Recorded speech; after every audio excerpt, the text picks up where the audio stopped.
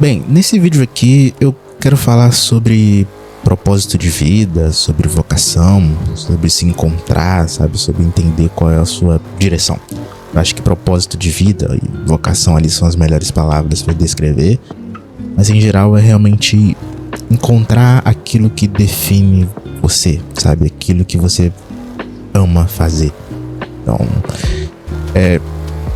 sempre que a gente fala disso, a gente sempre vai primeiramente pro lado da profissão, porque querendo ou não, a profissão que você escolhe tende a ser aquilo que você vai fazer por muito tempo, né?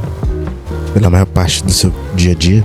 Então, a sua profissão normalmente reflete bastante aquilo que você se considera que você é. E só que normalmente em relação à profissão a gente tem meio que um roteiro da sua vida definido, sabe? Tipo, normalmente quando você é jovem, você tem um padrão. Tá no ensino médio, termina o ensino médio. Tem que fazer o Enem. Terminar o Enem para entrar numa boa faculdade e ter um bom emprego como médico, né? Que é o exemplo clássico, né? Os pais que querem que o filho se torne médico ou algo assim, independente do que ele quer. Não, você tem que ter uma vida boa, você tem que conseguir uma boa profissão, entende? Então você tem que virar médico. Sendo que não é bem assim que funciona sobre o que você ama, sabe? Tipo, não é só você entrar em uma profissão que ganha bem e pronto, sua vida vai virar um paraíso porque você ganha bem. O motivo da sua existência, ele é mais profundo do que só lucro financeiro. Claro que não tem como viver em dinheiro no nosso mundo capitalista, mas também, se você for por esse lado, você acaba só sobrevivendo no mundo capitalista. Você acaba só fazendo aquilo que você faz pelo dinheiro e esquece que você vive uma vida e talvez não viva de novo. Então a gente sempre entra nessa questão do motivo da sua existência quando chegamos nessa conversa, né? E é um pouco complexo porque o motivo da sua existência é peculiar para cada um, singular para cada um. Não é todo mundo que vai ter o mesmo motivo para existência, óbvio. Então a gente acaba indo ali para a palavra do seu propósito, sua vocação. O que você tem uma vocação, uma inclinação natural para ser bom fazendo. E aí que começa o ponto do que eu quero falar, né? De você seguir o seu interesse, porque o seu interesse, ele é um reflexo daquilo que você mais ama fazer. Normalmente, essa coisa do interesse pelo que você mais ama fazer costuma surgir na infância. Quando você é criança, você revela totalmente a sua inclinação natural para algo. Então, você vê uma criança que gosta muito de desenhar, talvez ela esteja revelando ali uma inclinação natural para algo que esteja ao redor do desenho. Não necessariamente o desenho, a pintura, mas mais ou menos isso. Por exemplo, ela pode amar criar, estar criando algo, ou pode amar visualizar uma história. Enfim, quando a gente vai mais a fundo, a gente entende mais sobre os detalhes e assim consegue trazer isso para as outras áreas. Mas para explicar de uma maneira mais detalhada, porque eu tô me perdendo muito no assunto, eu quero falar do Charles Darwin. O Charles Darwin, para quem não conhece, é o criador da origem das espécies. Ele praticamente foi o homem que descobriu que teve uma evolução das espécies. Acho que todo mundo já ouviu falar sobre, mas caso você não saiba, ele é praticamente um homem que, na época em que tudo era muito ambíguo, muito não saber, todo mundo achava que era só realmente Deus e viemos de Deus e ponto final. Ele, através da ciência e dos estudos, descobriu que teve uma evolução natural, que teve umas espécies anteriores, espécies que sobreviveram ao ambiente, ou espécies que, enfim, não conseguiram e acabaram sumindo. E nesse processo evolutivo chegou até onde a gente vive hoje em dia. Então é ele que descobre, por exemplo, que uma girafa não conseguiria sobreviver em um ambiente inadequado. Então, se as árvores são grandes e a girafa é pequena, ela não conseguiria viver por muito tempo. E por inúmeras provações seriam passadas outras espécies até sobrar uma espécie, entre aspas, perfeita para o ambiente atual.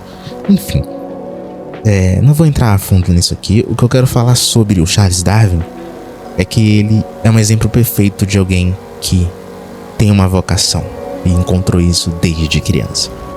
Então, quando a gente vai olhar a história dele pequenininho, a gente descobre que ele já era, lá na Inglaterra, apaixonado pelos animais, apaixonado pela natureza. Essa era a essência dele.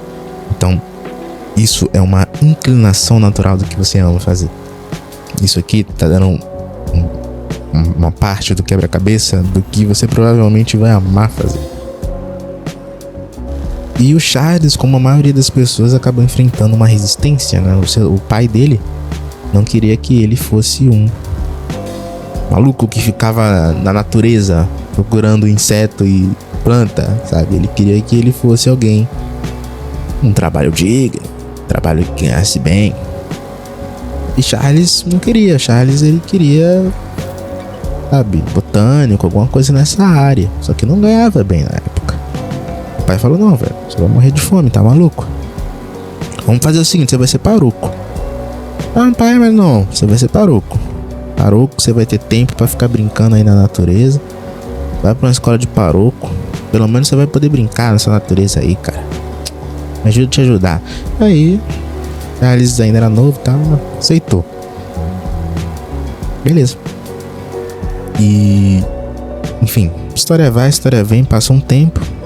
O Charles, ele conhece um botânico, né? John Steve Henslow. Que, enfim, o John Steve Henslow praticamente viu que o Charles era apaixonado por isso. E teve uma oportunidade que ele falou: cara, talvez aquele Charles Darwin talvez seja uma boa opção para isso aqui. Então ele simplesmente mandou uma carta pro Charles falando que ia ter um navio que ia, enfim, navegar pelo mundo, né, para terras desconhecidas, e que eles estavam procurando alguém para anotar na natureza, as espécies, enfim, tudo mais. E não era remunerado, então era assim: cara, se você tiver algum lucro aí, quem sabe, mas assim, não tô garantindo que você vai ter o dinheiro não, se vira aí. É uma proposta meio zoada, né? Pega um navio, vai pra longe pra caramba pra anotar um monte de bicho desconhecido e você não vai ganhar por isso. E, bom, quando essa carta chegou, o Charles abriu junto com seu pai. Ele não teve nem tempo de pensar a respeito. Mas, não, tá maluco, você tá estudando na escola aqui pra ser paroco, na escola paroquial, esquece isso aí, é doideira. Depois você vai pra um navio, longe pra caramba, sem conhecer ninguém, tá maluco, você vai morrer. E o Charles, enfim, querendo ou não, na hora assim, é uma mudança de vida absurda. Ele, não, verdade, pá. Só que aí, velho, é o que ele ama, tá entendendo? Era o que ele amava. Então, passou um tempo, ele ficou pensando: cara, não seria minha vida se eu aceitasse, sabe? Essa reflexão foi o que fez ele permanecer assim, sonhando. O que seria da minha vida se eu fizesse o que eu realmente amo fazer, ao invés disso aqui? E, enfim, ele foi no tio dele, falou com o tio dele: me ajuda com meu pai, eu quero entrar nisso. Aí eles conversaram e conseguiram convencer, dificilmente, com muita voz, devem ter convencido o pai do Charles Darwin a deixá-lo ir para esse navio. O tio ajudou financeiramente, deu um dinheiro ali para ele conseguir se virar por um tempo, e depois, enfim, ele que fizesse o nome dele. E então Charles, conseguiu e foi, sabe? Foi contra a vontade do pai, um momento difícil, uma atitude difícil, mas ele, cara, eu vou conhecer espécies do mundo, tá entendendo? E talvez isso aqui realmente dê um lucro. Se eu tiver resultados, se eu encontrar coisas incríveis, eu tô indo conhecer um outro mundo, sabe? Tipo, ele foi, velho, tô com dinheiro aqui, vai, segue a sua vida. E foi a melhor coisa que ele fez. No início, nem tanto. No início, quanto que ele entrou no navio, todo mundo tava olhando meio feio pra ele. O capitão era bem religioso, não tava botando muita fé nisso. Falava: você vai encontrar a Arca de Noé, meu irmão. E é isso aí, vamos junto nessa. E enfim, era outra vibe pro que a gente imagina do Charles Darwin. Mas enfim, era o pensamento da época, 100%. Ninguém imaginava a profundidade que ele ia encontrar, nem mesmo ele. E no início foi um pouco difícil, né? Vomitava, navio difícil e tal. Só que ele foi se adaptando, velho. Eu acho que essa é uma das coisas mais legais da história do Charles, que ele percebia que no ambiente ele tinha que se adaptar. Então com o tempo ele começou a ter o estilo de vida dos marinheiros, começou a jogar com eles, a viver no horário deles. Enfim, você tá convivendo com eles, é natural que você acabe ficando no mesmo ritmo.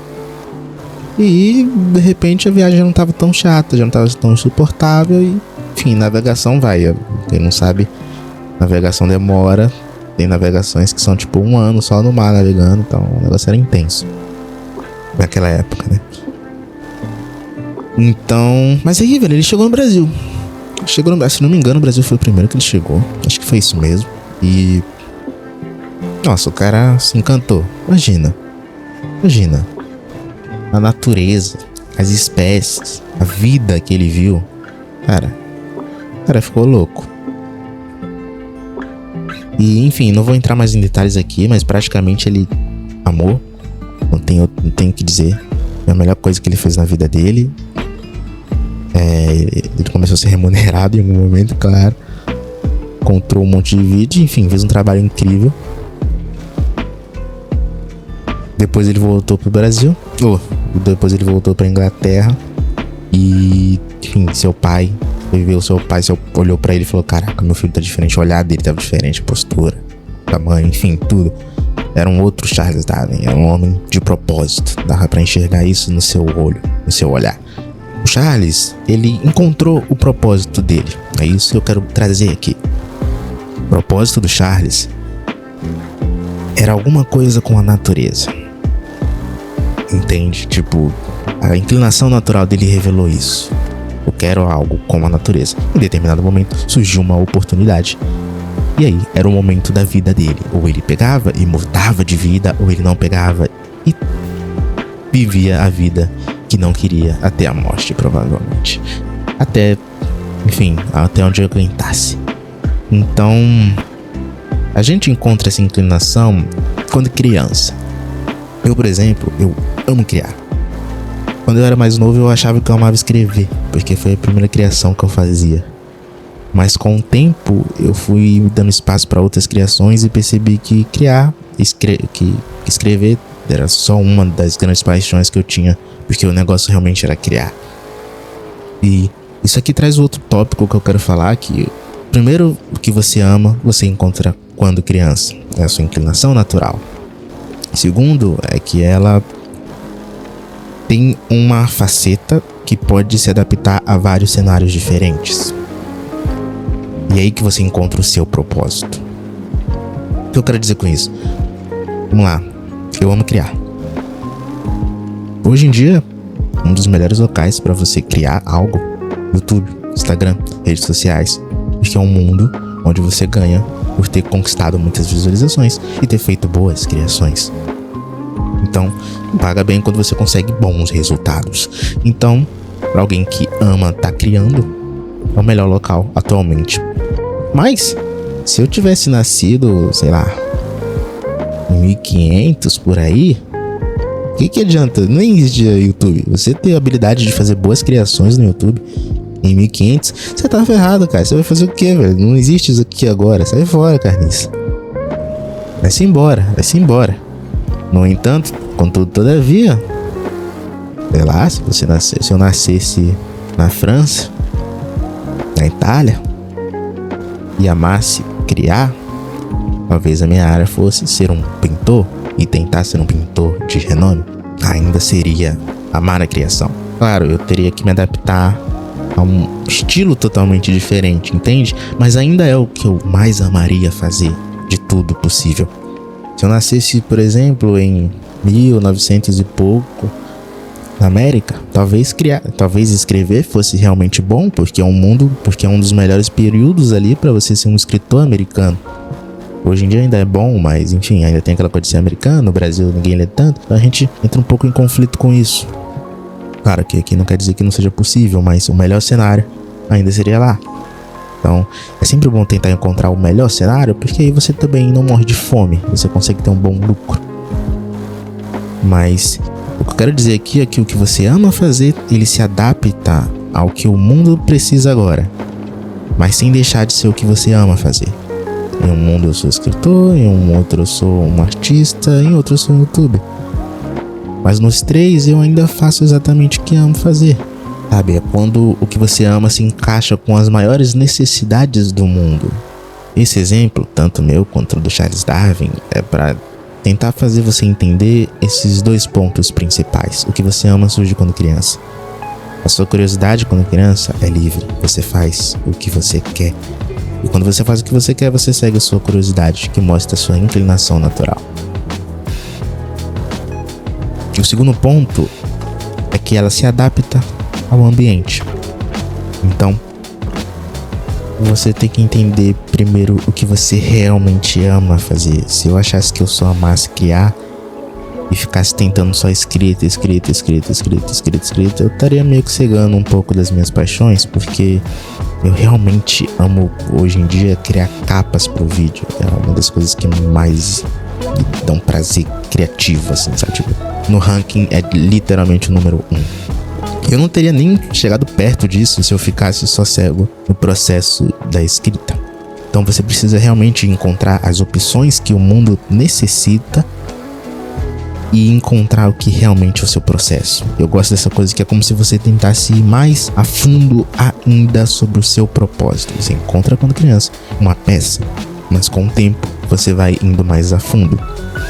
Então, em relação ao meu processo de amar criar algo, eu percebi que quando eu vou mais a fundo, o que eu amo mesmo, no fundo de todo esse processo, quando eu pego uma ideia e junto com uma segunda ideia, que faço nascer uma outra ideia totalmente diferente, uma terceira ideia totalmente nova. E quando eu mostro pra alguém e a pessoa gosta, ou não, enfim, mostrar, enfim, que é o processo que mais me dá prazer, junto com esse de juntar as peças. Isso aí realmente mais a fundo de só eu amo criar. Mas por que você ama criar? Porque eu gosto de juntar um som com outro, um efeito, uma vibe, uma palavra, ou enfim, um que seja, e tornar uma coisa só. E falar, nossa, isso aqui foi bem criado. Isso me dá muita satisfação. E parte disso também tem a parte de mostrar. Porque às vezes quando eu só crio e não mostro pra alguém, eu sinto uma certa tristeza. A verdade tem que ser dita. Então,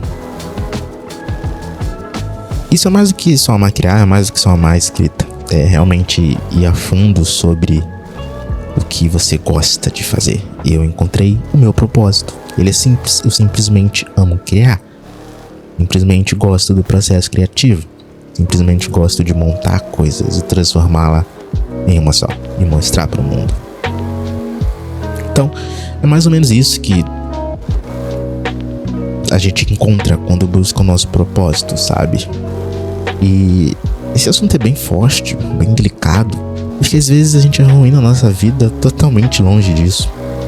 Pelas influências ao seu redor, pelos medos, pelos pavores que você teve, você pode simplesmente tacar tudo isso pro lixo e perder a sua essência do que poderia ser o seu propósito.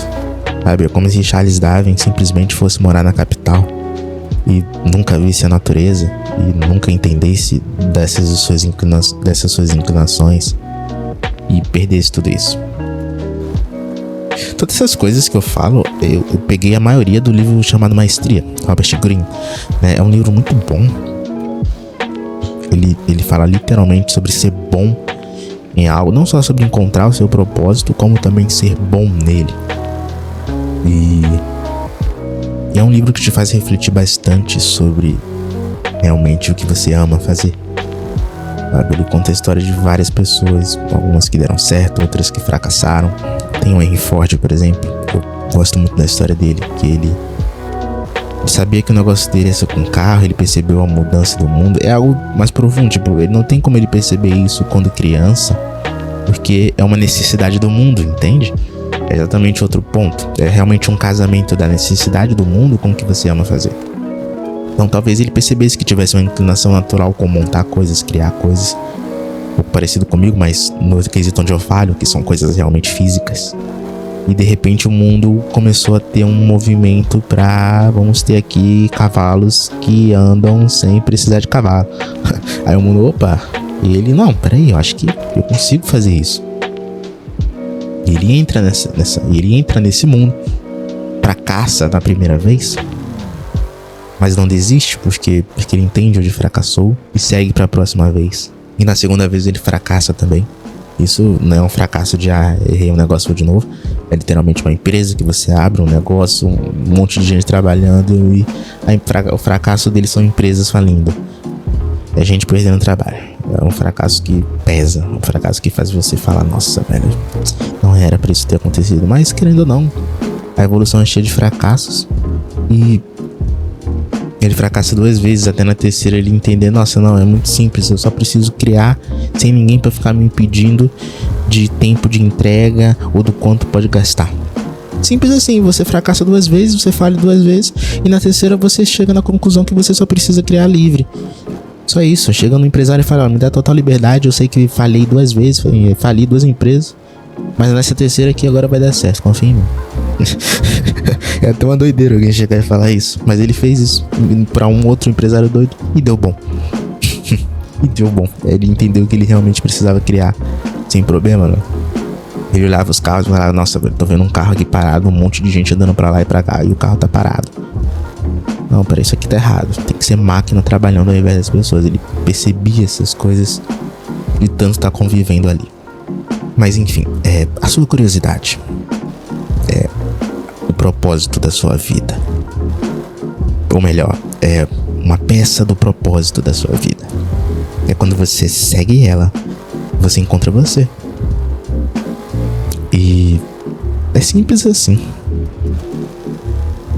Beleza? Então, é isso. Eu não vou ficar enrolando. Tipo, literalmente é exatamente o que eu falei, sabe? Seguir e encontrar o seu caminho não é ambíguo, não é difícil. É simplesmente refletir primeiramente sobre o que o seu eu criança ama. Você pode lembrar o que você mais amava fazer quando era criança. Talvez você já saiba muito bem o que você ama fazer e só não parou pra tentar pesquisar profissões que se encaixam com isso. E aí você pode tentar ir mais a fundo sobre o que você de fato ama fazer. Realmente, como eu falei, eu achava que eu amava escrever e fui mais a fundo e percebi que eu amava criar 2 coisas que se transformam em uma terceira e mostrar para os outros. É mais profundo. E tem várias profissões que se encaixam com isso. Encontrei uma boa, tô seguindo nela. Simples assim. Não é tão complexo. Só é realmente difícil encontrar. Mas por vezes o problema é porque você não procurou. Às vezes é difícil procurar, né? Tipo, onde que eu vou encontrar uma profissão ideal? Primeiro começa perguntando pela sua paixão, sabe? De verdade. Não para no superficial dela, vai realmente mais a fundo nela. E quando você procurar uma profissão, você tem que procurar uma profissão que o processo dela e não o resultado seja o que você ama. Isso aqui é bem importante. O processo da profissão tem que ser aquilo que você ama, não o resultado final. Por exemplo, uma das melhores coisas de criar para o YouTube é que quando você termina e faz um vídeo bom e as pessoas gostam, é que elas te agradecem.